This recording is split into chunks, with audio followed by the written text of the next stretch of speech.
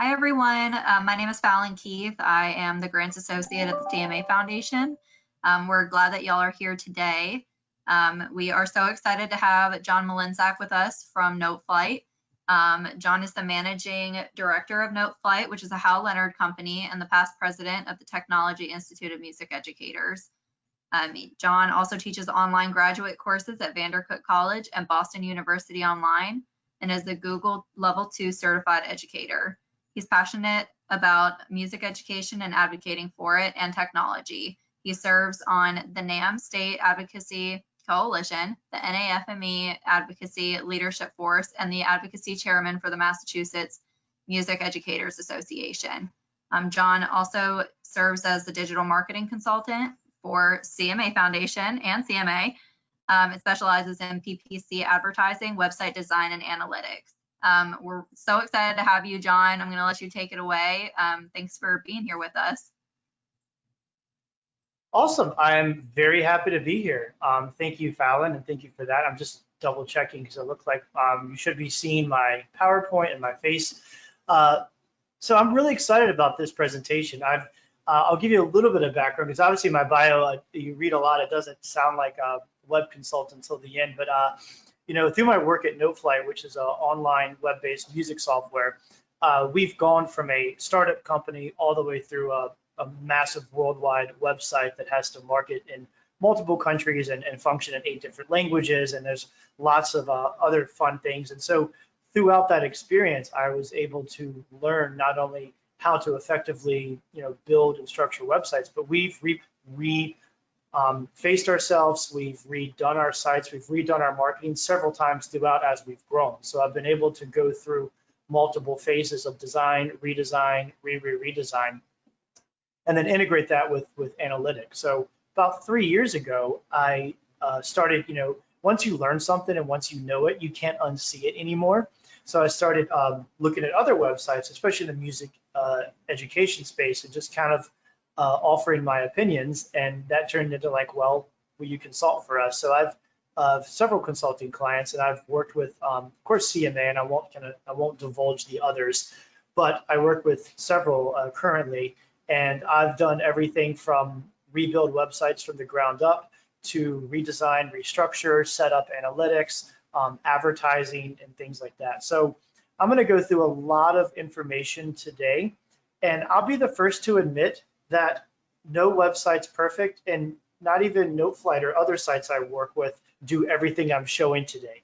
It's a continuum of like always wanting more and more perfection. But one thing that I always strive to do is focus on the goal and focus on what we're trying to accomplish, and making sure that we're always spending our efforts and energies on that particular piece. So I'm just going to preface that I'm going to give you lots of information, and you know, you'll see a lot of this used around websites. You'll see others. Hopefully by the end, you'll have a lot of information where you start looking at other people's websites and being a little judgier, which is okay. But I do understand that bandwidth right now, I mean, time, financial investment, web consulting is very expensive, and web development is very expensive. So I'm going to try to focus today on the information I give, but also try to pinpoint on what are the easy wins. What are the quick things you can do to accomplish your goals? I'm going to go for 45 minutes and then take questions, because I think there's a lot of questions at these types of events, especially that are more specific to you. Couple other notes. This is going to be something I want you to participate in. I know the folks on this particular call, you all have your own websites. A website is something that kind of like you have to have, like a home address. You have to have a place to live. You have to have a website. You can't have a business without a website, right? We all have one. So I have some action steps throughout this presentation as we go through. And what we're going to do is talk about essentially these areas. We're going to talk about purpose, organization, structural. We're going to talk about design, SEO, and analytics. And for each of those, I'm going to give you an action step that you can take right now that will help you kind of get a sense of where your website is and where the next step is. So if you want to get out pen and paper or Google Doc and keyboard, wherever you want to take notes, be prepared to write down some notes. I'm going to give you some time throughout to sort of go through a flow. And by the end, I hope everyone has at least some action steps that you can take next. That'll also give you a chance to help better understand your goals and how you can improve your website. There will also be a giveaway at the end. So at the end, I'm going to ask a question, and the winner will get a free hour web consulting with me. I will go through your website with you and talk to you about your goals and needs and hopes and dreams or anything I can offer as help. So pay close attention to everything in the slides, and at the end, we'll see who wins. So if you have any questions throughout, please utilize the question box in the GoToWebinar control panel. I will get to them at the end. I'll start with those when I get to questions. So feel free to go ahead and just add those as you go. So let's jump in with purpose, right?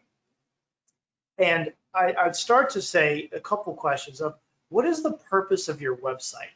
And it seems obvious, but to be honest, sometimes that's a hard question to answer, right? And we're going to look at these 4 questions: is what is your purpose? Where does it fit in the overall flow? What do you expect people to know and do? And then verbs, right? Verbs are very important. So let's dive into the first question. What is the purpose of your website? And I've heard many different answers to this question. Some people just want people to know about your brand. This is what I do. I want you to know who am I, right?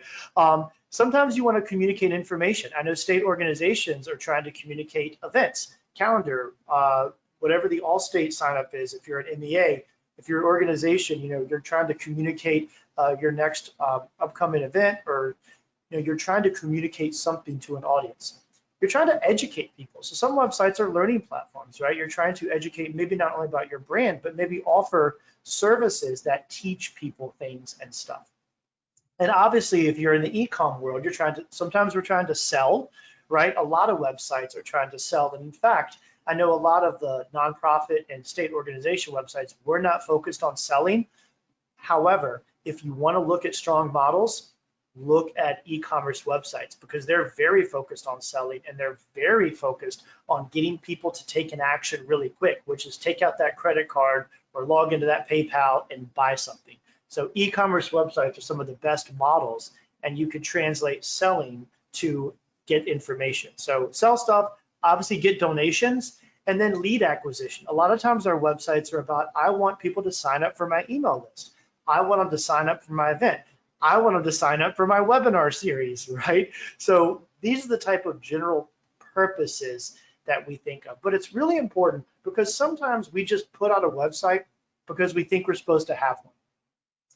And it always starts with purpose. Why do we need a website?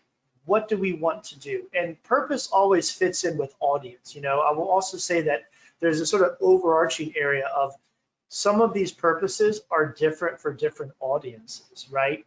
And that's really important too. And it's something that we talk about at CMA, because there's someone that's looking for a grant versus a teacher trying to apply for Music Teachers of Excellence. Those are different audiences, right? We have music teachers in one case, and we have other organizations looking for grants in the other. So there's lots of cases where you have different audiences. As a state MEA, you have teachers you're serving, but you also might have parents and students looking for information, or community stakeholders. So as you think about the purpose, think about who is involved in that purpose, right?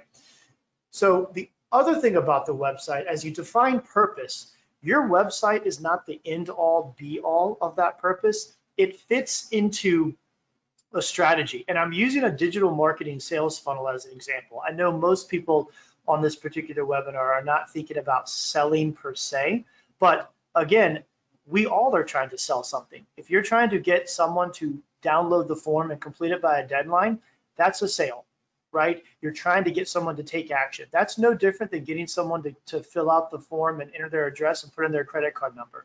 We are trying to drive people to an action. So the traditional sales funnel of lead generation, customer acquisition, prospecting, finding their interest, defining your audience, getting the right message, deciding the opportunity, getting them to make a decision, and getting them to take action. Your website serves this particular funnel, but it's not the entire funnel. So understanding where your website fits in.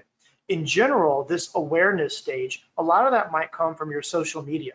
It might come from your organic traffic. It might come from how people are Googling you. It might come from communications and emails and other ways we send out. So awareness tends to start email, social media.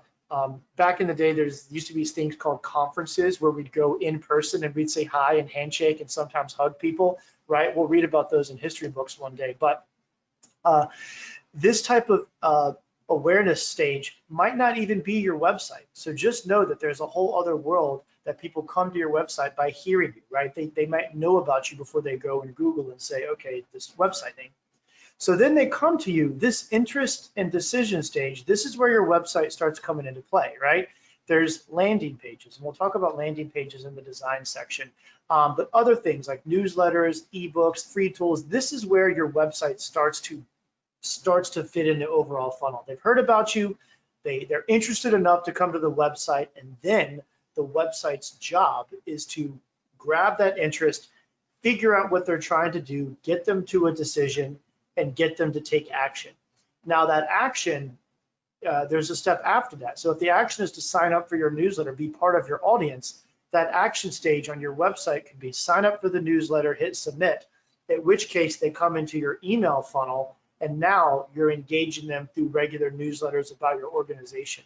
So I know I'm getting to the digital marketing side of things, but I just want to point out that your acquisition channels like email, social, organic, your website, the actions on your website, and then those same acquisition channels play back in.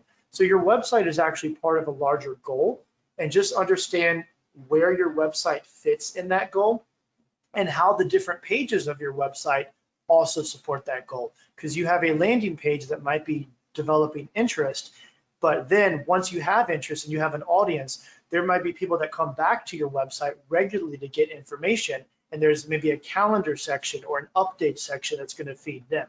So different parts of your website function as different parts of this funnel. I'm a big funnel thinking person, so I wanted to kind of set the stage that the purpose is part of a larger goal. But having those goals in mind is truly the most important thing.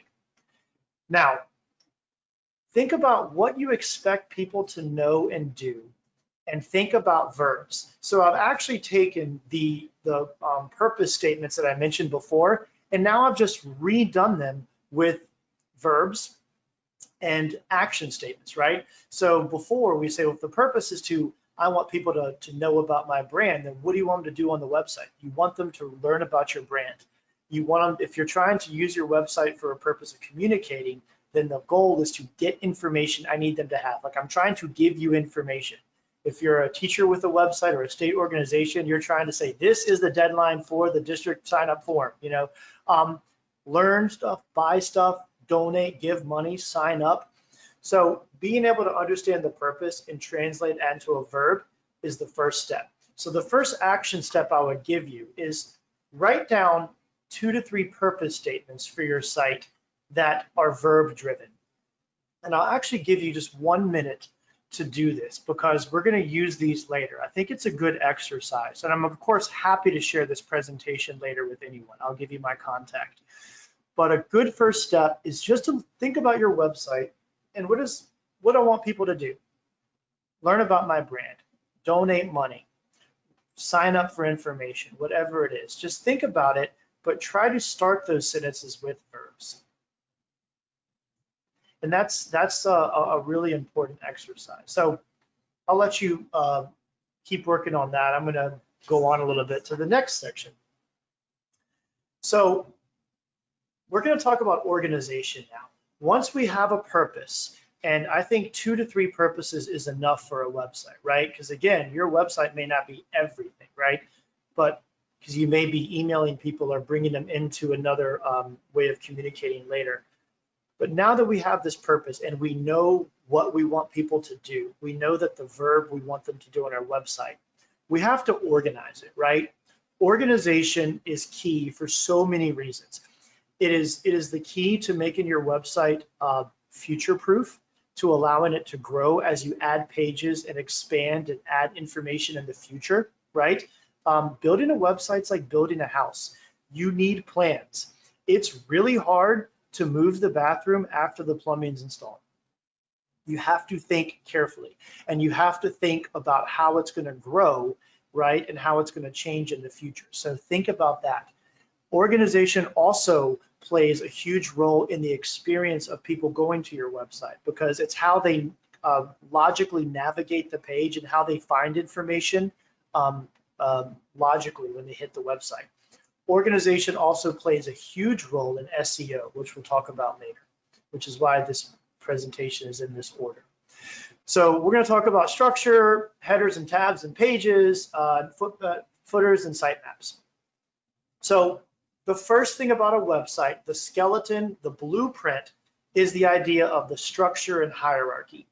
And you think about structure and hierarchy, and I'm using CMA's example as a website here, because we went through an exercise where we basically wrote on an Excel doc every possible web page we'd want people, all the information we want people to know. And then we looked at the categories and said, well, all of this information might be about grants, and all of this might be about ways to get involved. And out of that, these headers sort of formed, right? This exercise is something I do with clients pretty regularly that are in the redesign phase. Is I'll either have them list out everything on an Excel doc, or making note cards is fun if you can get in person, like making note cards and just writing down information and then start putting them in piles that make sense. And eventually your header and your hierarchy will form out of this. If you're a research person, this is a qualitative analysis technique. This is the emerging themes process of qualitative analysis. So that's sort of the process that I like to take in thinking about websites. But I'll switch over just briefly, and I'm trying to toggle a little bit here and see if this works. So if you kind of look at the structure here, you'll notice that under each header, there's about 4 different pages that follow suit. Notice these are even, right? Sometimes with websites, you end up with a header that has like 10 options, and then the next header has 2. That's out of balance, right? That's confusing for the user, that's confusing for the navigation. So you want to try to have a nice balance across the top. And if you find yourself thinking about the organization and hierarchy of your website, where you say, I have this header and I have 27 things that fit under it, and I have this header, there's only 1, well, then you have to rethink about balance, right? You have to think about breaking those up. So, kind of the same thing, and I'm using my website as an example. My website's very basic, but again, mine's basically header film, and I think about the things people want to see in the order they want to see them, right?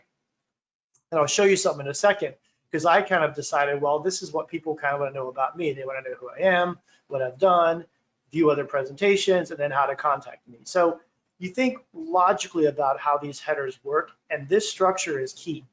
This structure is also key because inevitably, when we have websites, and most of us are probably using like a builder, maybe it's like Squarespace or WordPress or Wix and things like that, it's really easy to add a new page, but where does that page go? So understanding that these headers have room to grow in the future is important. So standard hierarchy is you'll have like headers and pages that nest underneath. Now, when you create these pages, there is a really good process for naming the site. I'm giving a lot of this information, so I can go into detail on any one of these, but I'll talk briefly about URL structure, because that URL structure directly affects the navigation of the site. So generally, when you've decided on what your header categories are going to be, and you've decided on your sub pages, you have 2 options of URL structure that's really clean and really easy for users to understand, for Google bots to understand, and for you to understand on how to grow. And I have no strong opinion on either one. So the left option, you can't see my mouse on this, is website.com/header name -page title. So it's consistent, right? Or you can do 2 slashes.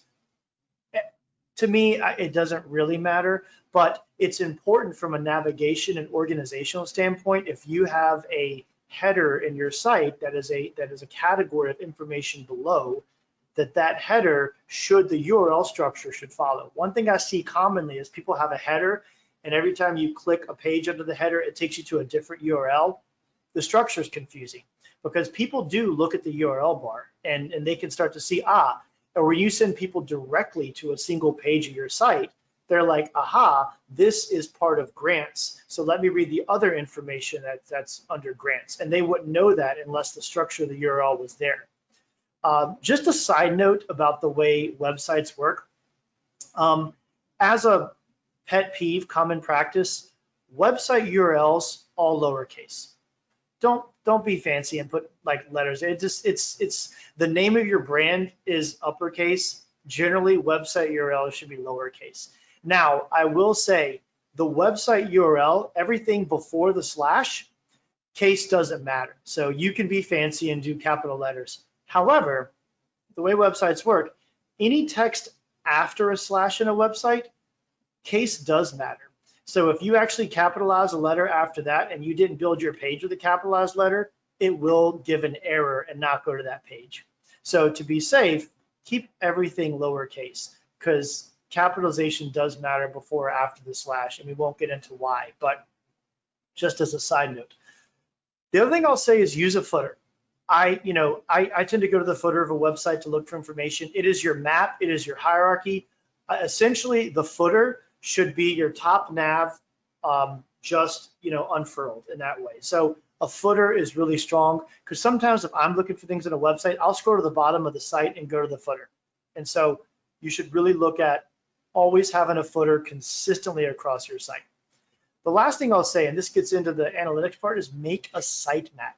So if you're not sure what a sitemap is, Google, and we'll get into this analytics section, but Google bots look for a sitemap. A sitemap gives you the ability to tell Google and Bing and how to crawl your site.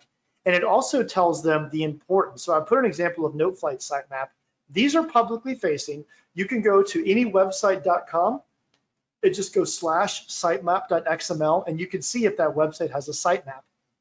So a sitemap is a live page in your site that tells Google bots where the structure of your site is, and you give each page a priority. So if you can see in this, you'll notice that like we have priority 1 as our home page, 0.9 is our main marketing pages. Then we get into 0.8 and it goes down from there.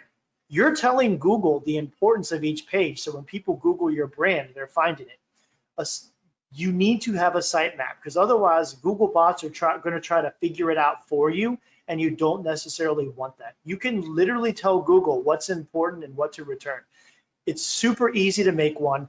Most builders like Squarespace and Wix and all of that, WordPress, they tend to just do this for you automatically, but it's usually a setting you have to enable. So always make sure that's enabled, and I can talk more later about going into Google Search Console and checking it. So the next action step I would tell you to take is, now that you've written these purpose statements, I want you to go back to one of your purpose statements and say, what that verb-focused purpose statement, is that purpose served by the headings of your website? And if not, I would rethink the hierarchy, right? Because if you go to the website and you see these headers and hierarchy, and the main purpose isn't addressed up there, then we have some issues, right? So that's a good test on how we sort of organize your website. Think about purpose and how that fits in. All right, moving forward. Design. There's a million things I haven't clicked, right? How do we design websites? So this is the key. Now that we have an organization and structure, how do we get people to take the action you want? So a lot of information here. I'm going to kind of plow through because I was afraid I wouldn't have enough information, and now I'm going to run out of time. So I want to talk about websites versus web pages. In technology at its core is something that was invented to allow us to do something never before possible. That was two somethings, I know. But technology is an invention that allows us to accomplish a goal in a way never before possible. So previous to the internet, information was communicated mostly in books and newspapers. They were communicated in pages. So when the internet comes out, what we do with technology naturally is we always start by replicating what we know instead of figuring out what's possible that wasn't before possible. We go to comfort land. So the first iterations of the website, of web pages, of the web, were web pages. These were designed to mock newspapers and books And they tended to be, if you remember old websites from the 90s and early 2000s, and unfortunately some websites still today, they tend to be narrow and they tend to be long sources of text. Stop building web pages, start building websites. So think about the difference, because people, and sadly, nobody reads long newspapers anymore. Nobody reads long narratives of text. People need quick information. So if you want people to take action on your site, you have to rethink writing them a narrative. Do not write websites like you write an email. I see a lot of websites that are designed that is kind of like an email, that you go to a page and there's words, and then you get to the bottom and finally you just it asks what you're supposed to do. That's not how websites work. Websites are, I need you to take this action right now, and here's why, and take this action, and here's more information, now take this action. That's what a website does. So think about giving, and experience, typo, always proofread your stuff too, but give an experience versus give a narrative. You don't have to tell a story in 3 paragraphs. Can you experience it? Can you put a video? Can you put picture with bold text? Show the story instead of tell the story. Ask for action instead of talk about action. A lot of websites talk. You need to ask people, right? Don't assume they know what to do. Lay out on a screen versus lay out on a page. I'm tired of seeing websites like, y'all, a book is this shape. A computer screen is in landscape, right? So we need to stop laying out websites with just information in the middle and having just blank margins on the side, and we need to start using the full screen adaptive experience, right? So lay out your website for a screen and for a phone, which we'll talk about. This is one of my favorite pet peeves, is think about buttons and action links and avoid the old click here, right? Don't click here. Give people action words and action sites. And I have an example of what action links. I'm actually becoming more of a fan of action links over buttons, unless it's a specific sign up. And I'll give you an example of what that looks like here in a second. So here it is. So I'm using a little bit from CMA's homepage, but one of the things about your homepage is your homepage should push you through the website. Your homepage should essentially be a navigation of what you're about, and it should send people to the different sections of your website that matter. So this is just a literal recreation of the different headers, but it's really important that the homepage doesn't leave you there. Every web page needs to send you forward. You should never have a dead end as a web page, right? People read it, they should click through to another section of your site, to another section of your site. If you look at all your pages, if there's a dead end, they're stuck. So what are they going to do? Close the browser, or you're assuming that customer is going to go back to your header or use the back browser. You never want to build a web experience where you expect a customer to use the back arrow in the browser. You want to move them forward.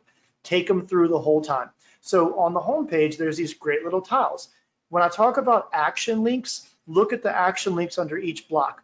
Be inspired, learn how, learn more, make a difference. Those are what I refer to as action links. Those are hyperlinked to another section, but it's not a click here, click here, click here. It is an action link that tells you what you're going to get when you go there. Those are super effective because that alone tells the customer what they're going to learn, what they're going to do, and they're going to get it. And by the way, this is great for SEO because those words are picked up by little bots, and it's important for your site. Now, engage a goldfish. You have 8 seconds. The human attention span has now dropped to actually less of a goldfish. It is an average of 8 seconds. How will you get someone in 8 seconds to stay on your website, right? And if you look at drop-off rates, so you have 8 seconds. You have to convince them to scroll. You have to convince them in 8 seconds. So when you look at your page, how do you do that? So I'm going to flip to a slide and give you a side-by-side experience. And I'm going to give you 8 seconds, and you can look at either one.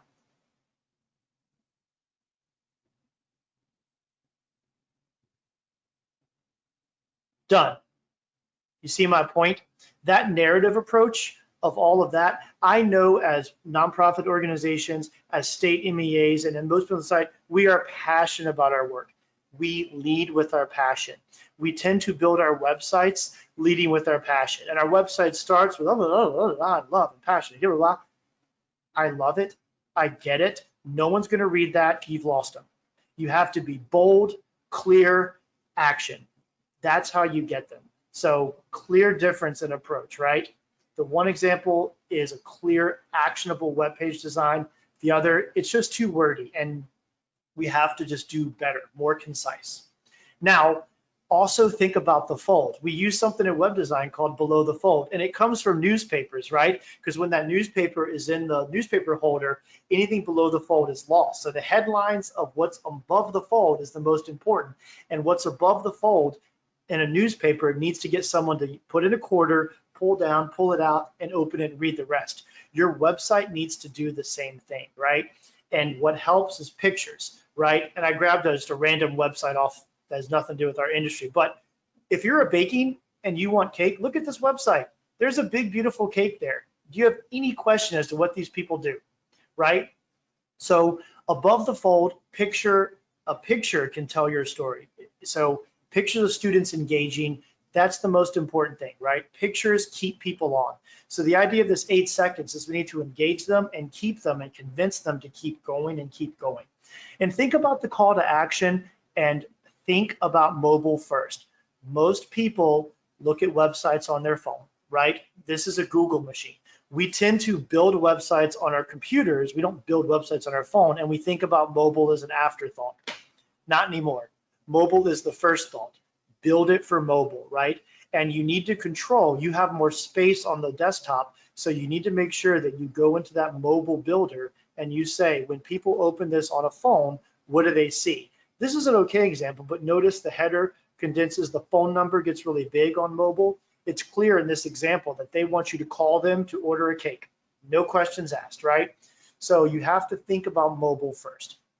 So the next step is you look at the verbs from this purpose statement and you ask yourself, is this addressed above the fold? If I go to my website in 8 seconds on desktop and mobile, is my purpose statement in action there? Do people know what I want them to do within 8 seconds above the fold, right? That's the most important thing. So think about that on your website, because otherwise they're never going to scroll down. Now, SEO, the great black magic, everyone today, I mean, you can throw a rock and hit 8 SEO consultants and they'll all disagree with each other. Me being one of them. So SEO, there's some clearly defined rules, and then there's just a bunch of guessing, trial and error. The one thing I'll say about SEO is you have to stay on top of it. It doesn't happen by accident, right? If we don't know the rules, if Google were to publish, this is exactly how our algorithm works, and this is exactly how we favor websites. If they were to publish those rules, it would defeat the purpose, right? Because then everyone would know the rules. Google doesn't. Google's constantly changing the rules. And especially in an election year, Google's constantly changing the rules to make sure that when people search things, the authentic result for what they want comes up first, and the unauthentic results for what people don't want come up last. And there's a lot of people that try to bend and twist and play the rules or pay for ads and try to get their website up to the top. But the ultimate goal is, how do we get our website up to the top? So I want to talk about these terms, SEO and SERP. SEO is search engine optimization, and then we also have this other term, is search engine results page. So I'll use the latter one first. The SERP is essentially when people Google search you, where are you in that? There's 10 results on the first page. Are you in the first 10 results? Very important, because if you're down in page 2, page 3, that's an issue, right? Search engine optimization has to do with all the little things you want to do to make sure your site comes up at the top. Now, I put an example of NoteFlag because we work very hard at this, but notice this page is very clear. Our subheadings are there, and you can see exactly what's going on, right? And you'll notice that each subpage has a unique description that actually talks about what that does. All of these things are intentional, and that's part of SEO. So crash course in SEO, right? Again, these are just high-level rules. What happens is Google has these little crawler bots that go out on the web and they scroll through websites and they index them. And then every time someone searches Google for certain words, those crawlers are saying, oh, I know those words. I found them on this website. So I'm going to serve this website as a result. And then Google's constantly learning. So when Google serves results and the customer who Google searched, if they click the top result, well, then Google says, yes, I did the right thing because the person that searched that term clicked the top result. So Google's always changing, right? It's always learning. So 10,000 people search music ed support and they click like if 600 click the third result, that result will start to come on the second and call it the first, right? The number of people that search a certain terms and click your result is how Google determines when to show your page when people search those terms again. And it's always changing. So, and things that help that, that's a very high level of how it works. Meta tags and descriptions must be unique. Have unique descriptions. If you do not have unique descriptions on each page, then Google thinks it's redundant content, right? You want to have unique pages so you have more pages that are going to show up. Keywords, keywords, keywords, keywords, keywords, keywords, keywords, keywords, keywords.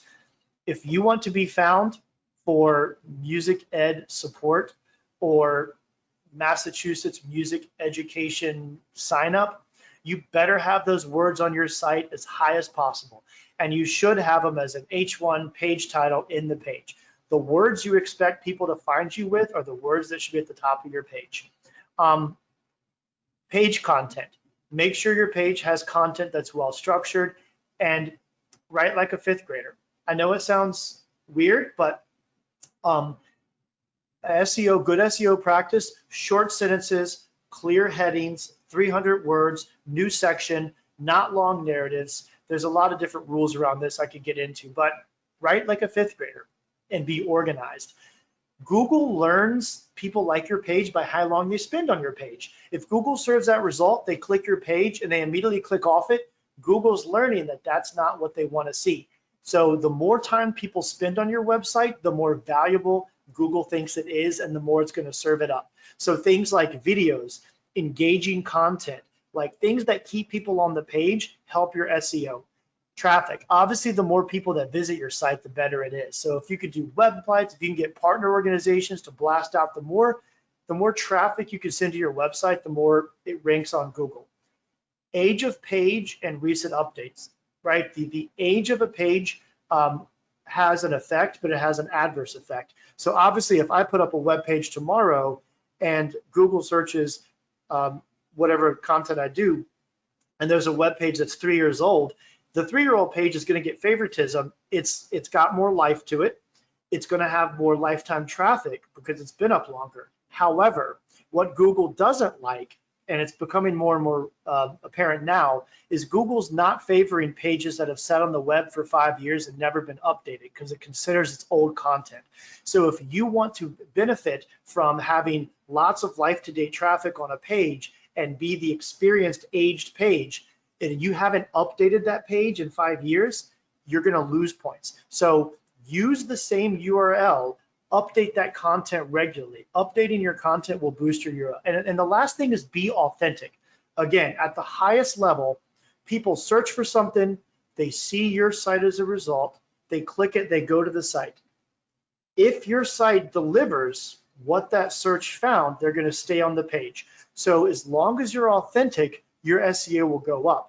If you're trying to be, I'm going to make something up, like a granting organization, you have no money to give, but you're just trying to put a bunch of keywords on sites to get people there, well, it's not going to be that effective. So you want to be able to be authentic. Say who you are, use the keywords. And I will say this because honestly, there's a lot of websites out there that try to use SEO games to rank at the top unauthentically.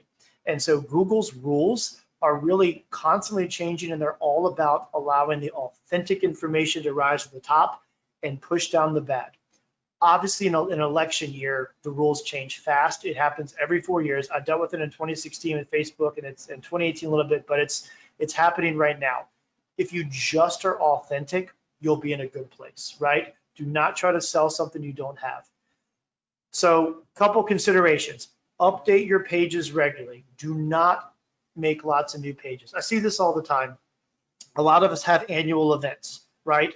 So we'll build a page, blah, blah, blah, event 2018, put it up. Okay, oh, let's build a 2019 page, and we leave the 2018 up. Oh, let's build a 2020 page, right? And we tend to throw up a new website every time we have an event. Well, what happens is event name, when someone Google searches event name, the 2019 or the 2018 or the 2017 result might come up first, because your 2020 event is a brand new page. It has low traffic. It doesn't have a lot of information. The 2019 is still relevant. Customers are confused. The better thing to do is make URL/event name and update that with the new and push down maybe like an action site that says last year's event or something like that. You can even make a page for previous events and for current events, but keep it on the same page as much as you can. So then that page can take all of the life of that event every year and continue to grow in structure.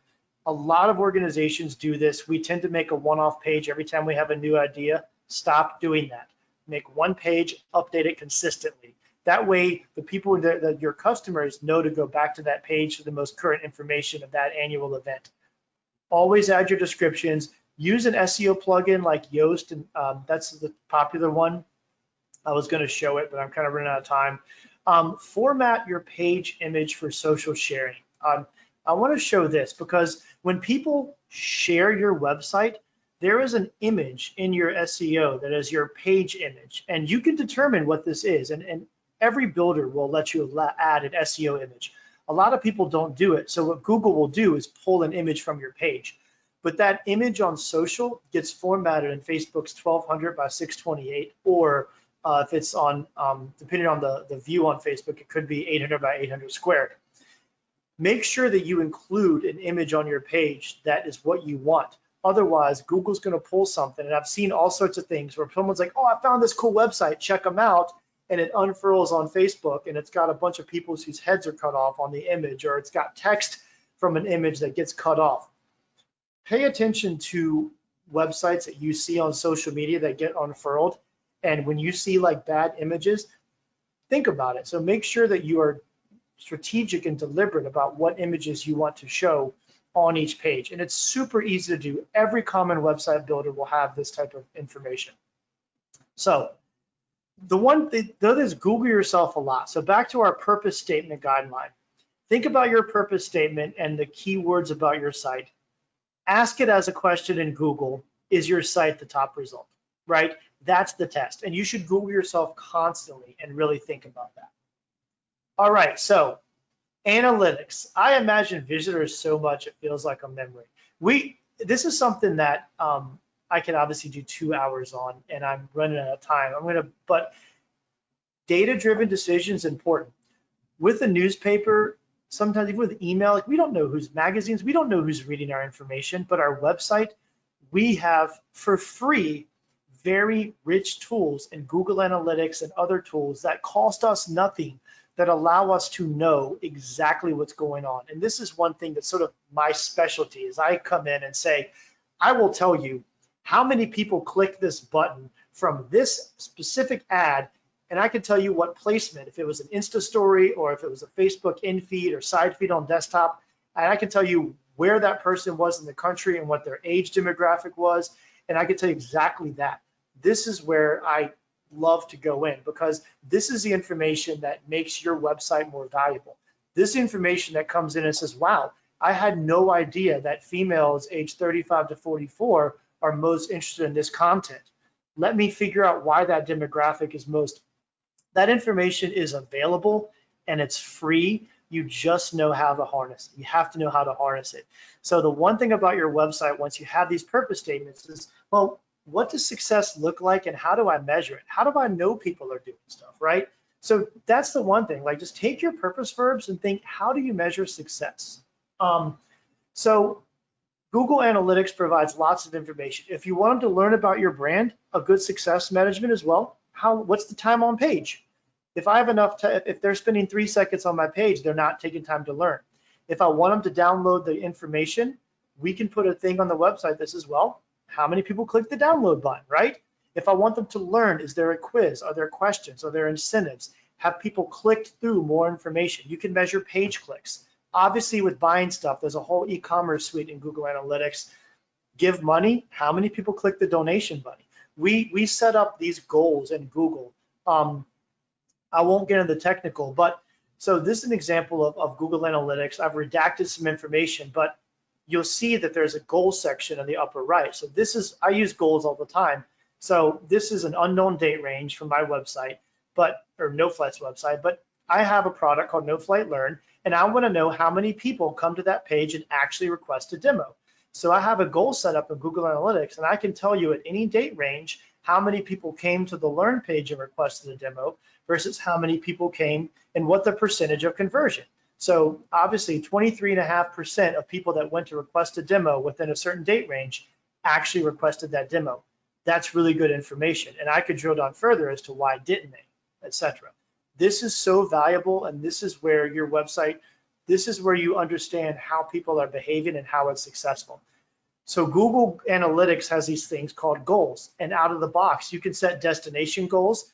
Did they visit a certain page? So you can set a goal that says, did they visit this URL? How many people went to the donate page? How many people went to the calendar? How long duration? You can do like specific pages per session. How many people visited 3 pages? That's an indicator of their looking at your website. You could also do custom events, and that's where you could go in and you could code to your heart's content, right? Like how many people pressed a button, how many, I mean, you can go anywhere. How many people clicked a word of text? The world is your oyster when it comes to custom events. And when I set up websites, I go through and make events for every single click, every single button, so we can create goals based on anything you want, including how many people started a video, got 15 seconds in, watched 50% of a video. We could do all of that, right? Because that's the information that's valuable. That's how we know how it's working. So here's an example of some goals. I took a screenshot quickly of what we've done for some of what CMA does, but we know how many people are looking at pages, if they've completed a video, if they've started a video. We know all this stuff, and that's valuable information. How do we know it's working? And because those goals are in Google Analytics, we can track it to where they came in the site. UTM tags. I'm going to keep going for another minute. I'll take questions at the end, but UTM tags are something that's so valuable. When you send an email or do a post on Facebook, there's these little parameters called UTM parameters that you can actually add to your URL that will tell Google where these people come from. And you can put any word here you want. So there's a builder that I use constantly, and I just made a quick example. So you can say, there was a newsletter from an email that was August news. This is not real. This is totally made up. But what it does is it creates these little UTM parameters, and when people click on that, Google tracks it. So then I can say, of all the people that opened the August news campaign, 33% actually completed this goal. This is what you want to know about your site, because this is how you know if you need to make updates, right? This is how you keep people coming. So we just did a campaign for NoFlight today, and I just copied it right in here. Notice that there's all this stuff. One little thing about URL parameters, and this is something fun to learn, when you ever wonder how people are tracking you, and you click on a link from an email or something, and the URL is 6 miles long, look for questions and these and signs. So these are what we call URL arguments. So honestly, everything after the question has nothing to do with navigating to the website and has everything to do with tracking you. So you can delete everything after the question and go to that website just fine. But the question tells the URL, there's an argument, and now we're going to start passing information. And every subsequent argument becomes and. You can make this a mile long, right? So sometimes I actually know this, and I'll use with e-commerce sites, I'll copy the URL into a Word document and see how they're tracking me.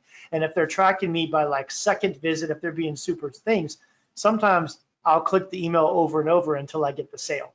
So if you're a shopper and you see long URL parameters and you see that they're tracking you very methodically, they're probably doing an intent-based tracking. So if you click buy but don't buy, you'll probably get another email the next day that gives you a discount to try to convert you in the funnel. Little known trick, if you're an e-commerce shopper and you're trying to get a sale, click buy, don't buy, go to the cart, go all the way, don't hit purchase, become an abandoned cart customer, see if you get a coupon the next day. Almost all the time, because every smart e-commerce person is tracking your funnel conversion and is going to give you 10% off to convert you. So be the abandoned cart. You'll get discounts all the time. It's worth its weight in gold right there. These are how UTMs come in. So you can see Facebook ad, you can see some examples of how we track. I can tell every visit to the website, where they came from, what they clicked, what campaign they came from. Easy, right? There's also Google Search Console, which most people don't use, but you should use Google Search. This is where you upload your sitemap. This is where Google will tell you your site performance. It'll tell you if there's any errors on your pages. It'll go through mobile performance. There's so many free tools. Tag Manager is a free tool where you can go in and create custom events to track anything you want. In the developer console of every website, there's a free application that Google has called Lighthouse, where you can generate SEO reports, performance reports, page errors.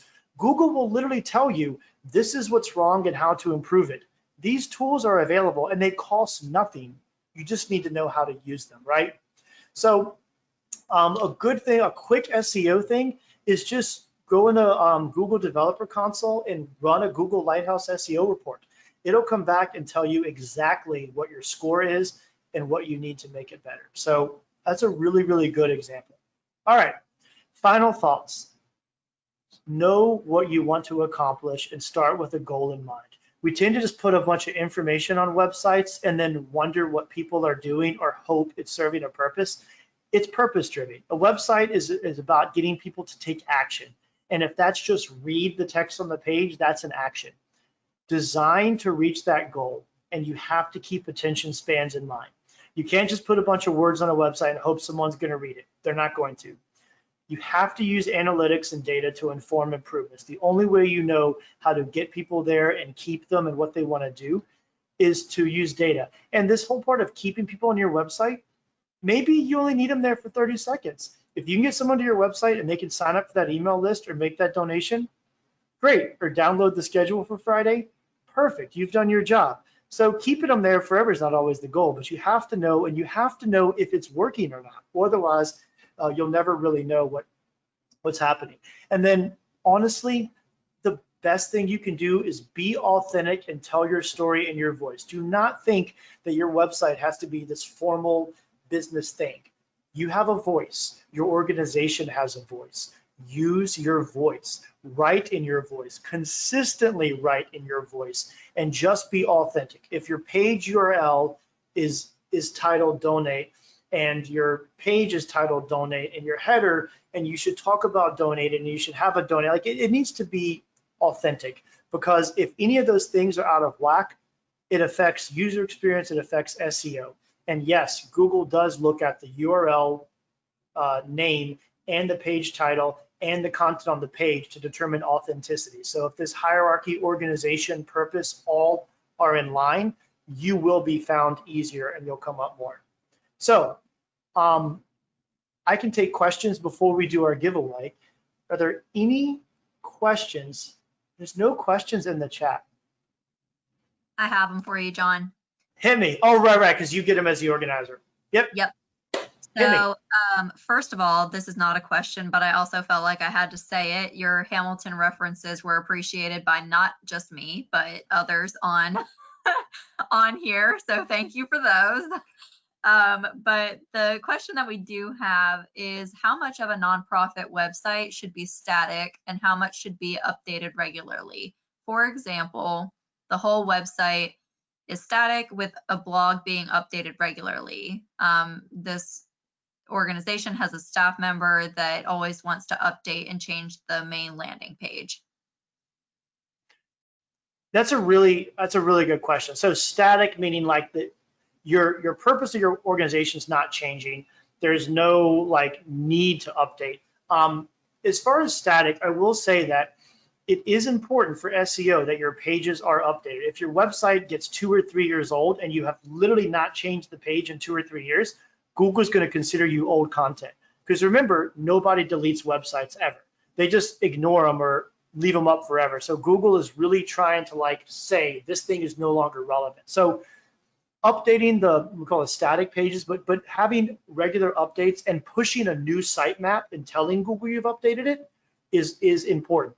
I think every 6 to 9 months you should be doing something to your site. If you're in a situation where your your purpose and your page isn't really changing, do something every 6 to 9 months and push a new sitemap just to keep authentic in Google's eyes.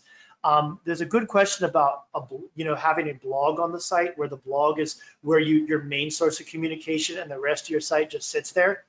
I'd have to look in more detail at the particular site, but I have thoughts on that for sure.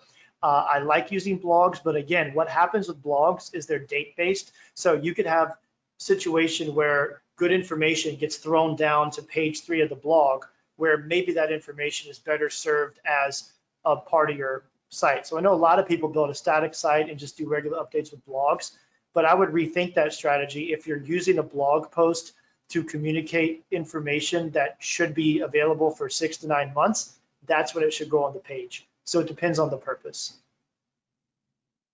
Okay, and then the second question that we have is, how do you feel about WordPress? I like WordPress. I mean, I've used WordPress, Squarespace, Wix, Site Builder, custom built stuff.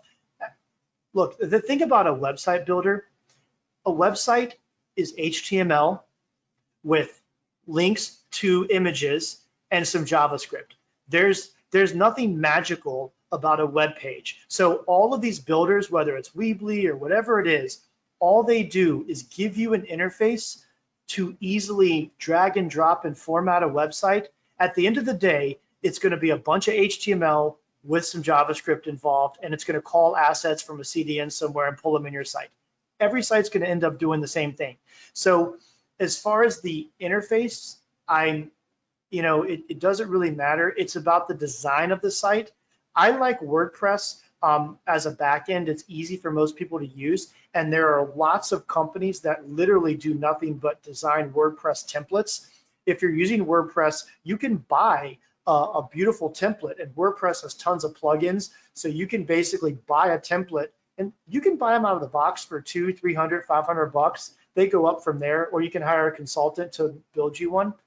But I like WordPress a lot for that reason, because you can get a template and it's really easy to get people to make changes on the back end quickly, but you can have someone manage the overall structure. I like WordPress because they do lots of easy plugins and they do a good job with SEO. So I'm a fan of WordPress. Actually, one of my clients right now, we are re-platforming their entire website, and they're massive, to a WordPress-based platform with a consultant to redesign and structure the whole thing. So I'm a fan. Well, John, those are all the questions that we have, and I'm not surprised because this presentation had so much great information in it. So thank you so much. And just having gone through this process with you a little bit over a year ago for the foundation website, these steps are very real and are super helpful as an organization trying to figure out how to make your platform easier. So I really think that everybody on here should have learned a lot. And if you all have any questions, I'm sure John would be willing to follow up with you later. This presentation will be posted on our website afterwards. Just give us a little bit of time to get it uploaded on there. But John, I know you had a little prize that you wanted to do for I do, Fallon. So I'm going to need you to handle it. So I didn't realize the thing. So I'm going to ask a question. The first person to, I guess they have to send it as a question. The first person that gives the correct answer, I will do a 1-hour website consultation with you and just sit with you, whatever you need. I'm happy to offer. I will go through your website before and come in with some recommendations that are manageable. So are you ready for the question?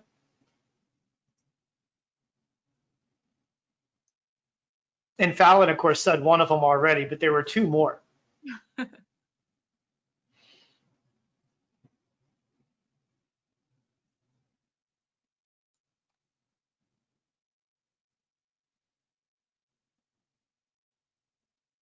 Maybe no one knows and I don't have to give up an hour. I'm like, we don't have anyone yet. Going once? Oh, okay. Let's read the question out loud to them, John. What 3 musicals were referenced in the subheadings of this presentation? there were 3 different musicals I pulled from, and Fallon already said Hamilton. So what were the 2 others?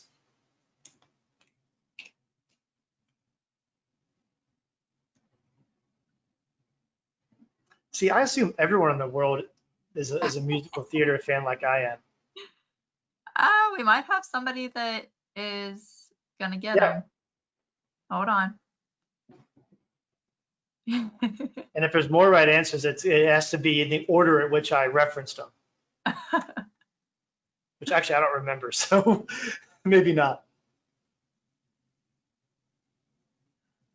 All right, I don't think that we have anyone that could get all of them.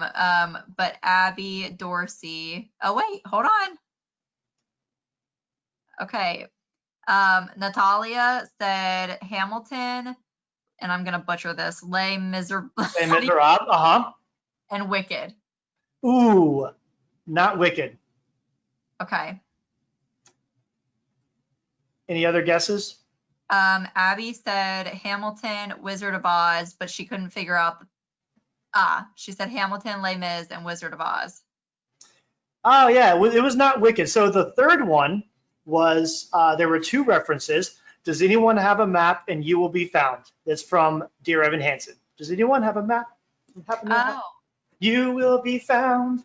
So, but I will since 2 people got the Les Mis reference, which was only the first one, the Who Am I will be happy to spend an hour with each of you. So you can contact me at, hold on, how do I click through here? You can find me at johnmalenzak.com, or of course, if I'm doing my job, you should be able to Google John Malenzak. And Abby and Natalia, I'll follow up with y'all after this and get you his contact info too. But John, thank you so much for spending your afternoon with us. I really appreciate it. You're a wealth of knowledge in this area. And so I just really, you know, the information that we get from you constantly is amazing, but this presentation was incredible. So thank you so much. Awesome. Thank you, Fallon. Thank you, CMA. Thank you, everyone, for attending. Stay safe, wash your hands, wear a mask. All right. Bye, John.